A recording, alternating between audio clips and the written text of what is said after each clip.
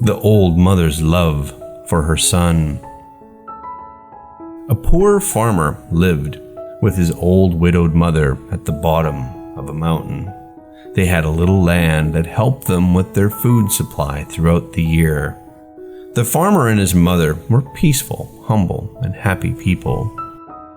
The town nearby, called Shining, was ruled by a cruel ruler who was scared of getting old and losing his strength, and thus didn't even want to be reminded of getting old by seeing old people. As a result, he made the terrible decision of ordering every family to put their elderly people to death as soon as possible in the whole territory. This created havoc among the people. Many simply abandoned their old parents to die. This news crushed the poor farmer, who lived at the bottom of the mountain, as he loved his mother very dearly. No one dared disobey the wicked ruler, so the farmer thought of the least painful way to put his mother to death. At the end of the day, when his work was completed, he took some unwhitened rice, which was the main food of the ordinary people.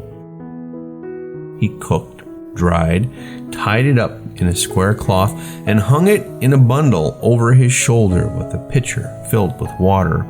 He lifted his old mother onto his back and started climbing the mountain. The route up the mountain was lengthy and abrupt.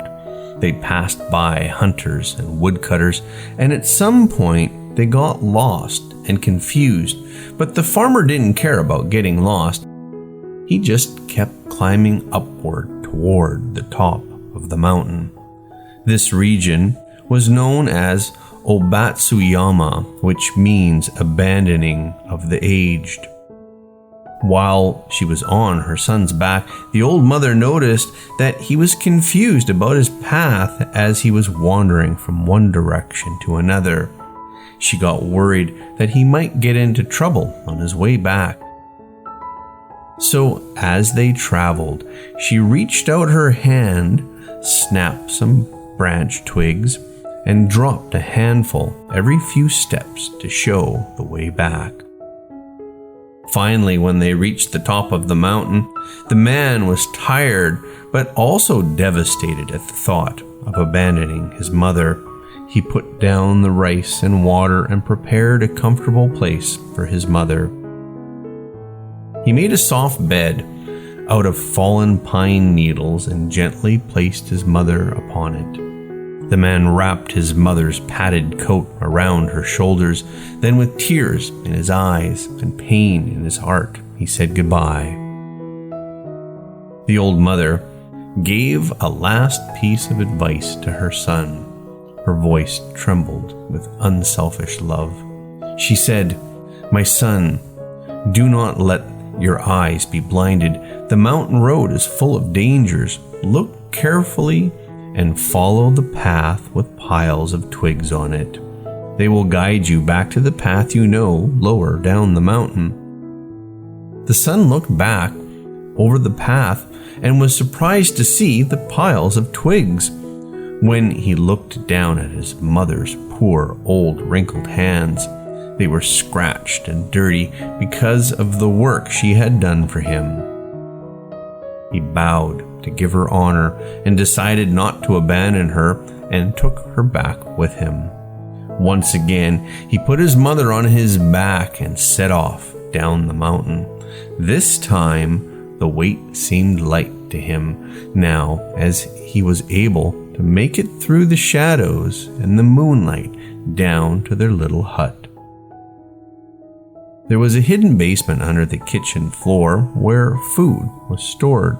The son hid his mother there. He made sure that she had all the food she needed, but he always worried they might get caught. A few months later, the son thought that everyone had forgotten about the ruler's command, but then the ruler sent out another extremely unreasonable order. He wanted his people to give him a gift of a rope made of ashes. Everyone was in fear, as the order had to be obeyed, yet no one in all of Shining knew how to make a rope of ashes. One night the son told his mother about the new order from the ruler. His mother advised him to make a rope of twisted straw, stretch it upon a row of flat stones, and burn it on a windless night. The son called the people together, and they worked together to do just as his mother had said.